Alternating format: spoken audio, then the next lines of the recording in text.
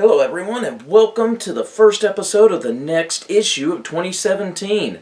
This is the Power Trip, and as you can tell I'm trying a few new things here. Sorry for the long hiatus. I know it's getting into February. This is about, when I'm shooting this now, it's going to be the last day of January. So my apologies there. I've had a whole lot of personal issues and work and such coming about, and a lot of changes and everything going on. Changes to the video as well, but just giving you that heads up, I'm also been trying to get caught up on several things. DC, I've been waiting till a lot of the collections came out because I didn't agree with the twice monthly thing. So my monthly books are coming in alright, but for the twice monthly I had to get caught up on several of the collections.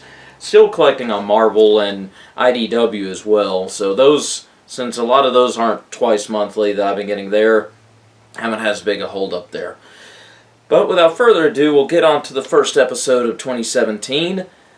And what better way to start 2017 than in a superior way, as Zakor has made a request on Patreon to have a video and article on the Superior Spider-Man.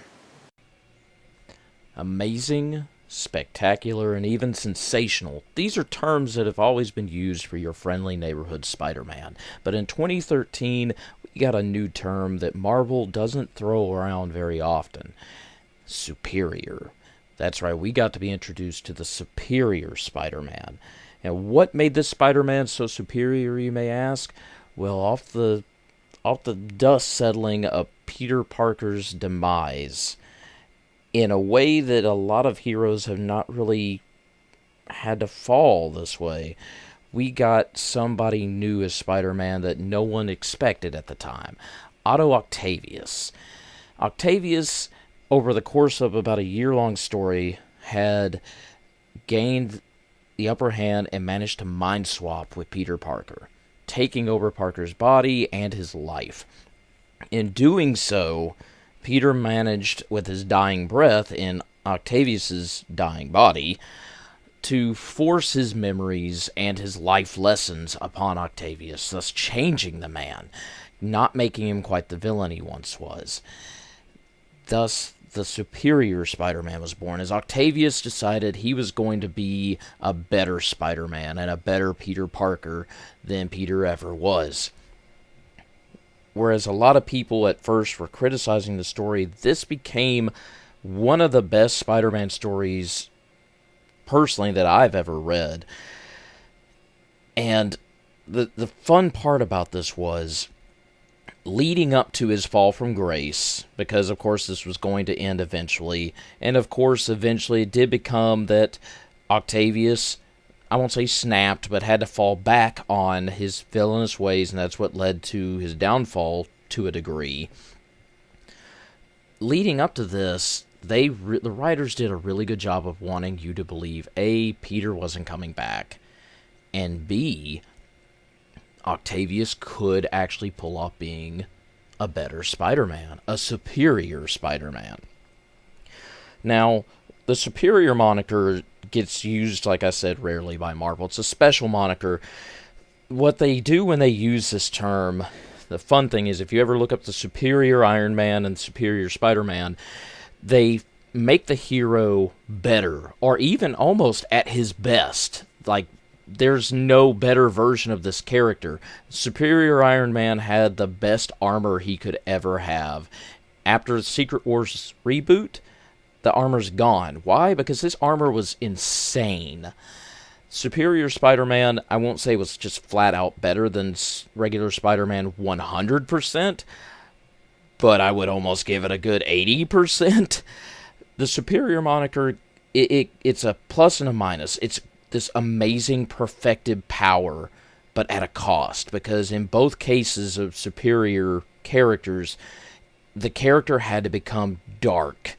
With Superior Iron Man, it came after the storyline Axis, where 4 characters' personality shifts, they were inverted. So if they were heroes, they were now evil. If they were evil, they were now heroes, and Iron Man was one of them. So it didn't turn him 100% full-on villain, but it made him far darker than he had been. and it let him get past those boundaries of, I'm not going to do this because I'm a good guy. Same thing happened with Octavius becoming the superior Spider-Man. He was doing things Peter would not have thought to do. The surveillance spider bots that scoured the city, but only told Peter of times where crimes were being committed or planned by certain villains if their facial recognition structure was in the system. And, you know, getting away from Peter's past life to create a life of his own, using the fact that everybody knows Peter is a well-known scientist, so why is he being this photographer when he can start, and did start, Parker Industries, or that's what I should say Octavius started, Parker Industries, using the knowledge that Parker and Spider-Man have some kind of a connection, thus the photos that Peter's always been able to use, in taking a page from DC's book of Batman saying that he's been funding, or Bruce, saying he's been funding Batman all this time. Octavius did a similar thing with Spider-Man, and thus gave Spider-Man the ability, instead of always being in hiding, a chance to use his Avenger connections and such to have Spider Island, and for people to know that Spider-Man is out there and has, at one point, minions. That's one of those things I was not very fond of, but everything else about the storyline was amazing.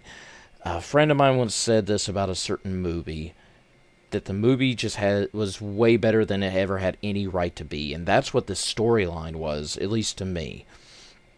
Octavius got to become the superior Spider-Man. There was no one at the time that could best him because he knew his villains as well as Peter did, but Octavius was willing to go that extra mile and cut them off at the pass. He, and sometimes he would recruit them to help him out as long as they, weren't stepping on his toes, so to speak. It wasn't until, of course, it got to the midway point and they had to start writing in his downfalls. Executing one villain practically in public, and basically becoming a hitman at one point for Mayor Jameson. These were the signs Octavius was starting to kind of crumble under the weight. But you take into the fact that coming off of Age of Ultron and helping the Avengers and other heroes with saving the world, which was something Octavius had never done before, he was really getting to be, that better Spider-Man and really get into that hero's life. Of course, when this all started, like I said, the writers really went out of their way to make you think, hey, Peter's gone for good. One of the early arcs, you get to find out that Peter's consciousness wasn't completely gone, and like a computer system, or, the way the brain works, Peter was still in there somewhere. And at one point, Peter starts to kind of gain control of Octavius's subconscious, and when he's asleep, starts trying to move his arm and write messages.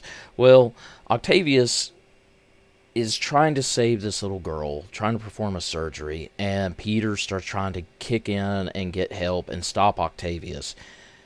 Octavius uses this to his advantage as he does save the girl, and later on goes into his own mind, and as they're having a huge mental battle, brings it up to Peter of, hey, you almost cost this little girl her life. Are you really the hero you think you are?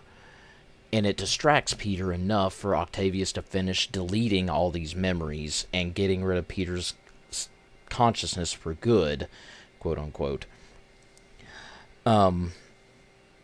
This, of course, was part of the things that led Octavius's snap, so to speak. As before this, one of the things that helped him become superior was the fact that using Peter's brain like a computer database, if he came across Captain America or Mary Jane, and they thought he was acting suspicious, he could access Parker's memories like files, and pull out something that only him and they would know, thus proving he was really Peter Parker. Once he had to delete those memories to get Parker to completely go away, he no longer had that and started having to find other ways around those situations, which made him really suspicious. Like I said, the writers... It's funny to think about the fact that the writers wrote the story so well, and then they ended up having to come up with ways to make it to where Octavius would fall from grace, because they put him in the situation where it was almost perfect. There was no way for this to fail.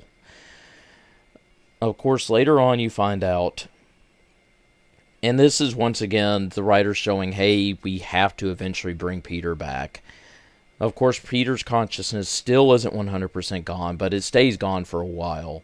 It isn't until the Venom symbiote latches on, which is a fun little story we get. It's the superior Venom, and Octavius gets control of it, but the symbiote trying to access Octavius's mind to figure out why it seems different brings Parker's consciousness back to the forefront.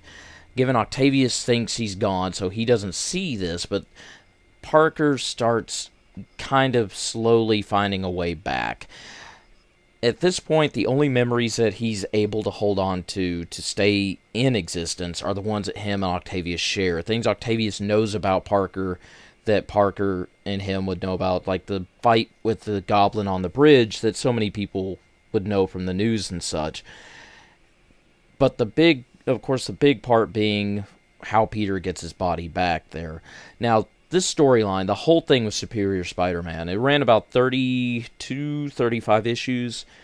I cannot recommend this enough. It's an amazing, or a superior read of Spider-Man. It's great. It's hilarious to see his interactions with his friends. To watch Spider-Man quit the Avengers because he doesn't need them anymore, because he's a superior Spider-Man. To dump Mary Jane and end up with his own love life. Octavius makes this great life for himself, and it isn't until an old villain shows up that knows Parker just as well as Octavius did, and starts tearing everything apart and taking over the city and actually putting up a decent fight against the Avengers, and that's Norman Osborn, the Green Goblin, with his now Goblin Empire. And this is where the story falls short, because you see, the writers tried to come up with this way of how can we get Parker back and show that he's needed back. Well, coming up with how he came back was easy, because anybody can write a simple way to come back. The key here being that Parker just needed access to his full memories again to get full power again. And what he did was he took that moment where Octavius had all of Parker's memories thrust upon him at the end of the Dying Wish storyline when Octavius took over.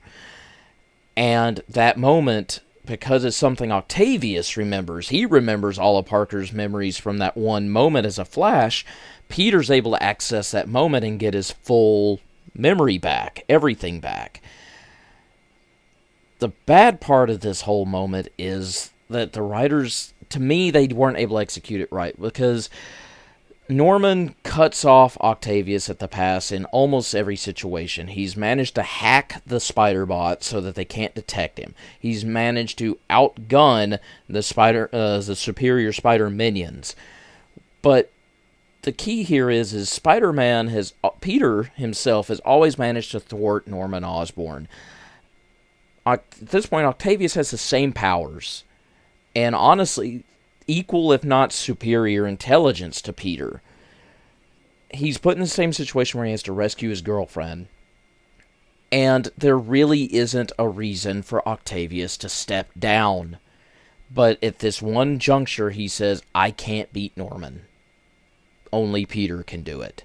And he hacks himself up to the machine and has his memories deleted, says goodbye, and lets Peter take back over his body. And thus Octavius is gone, completely dead at this point.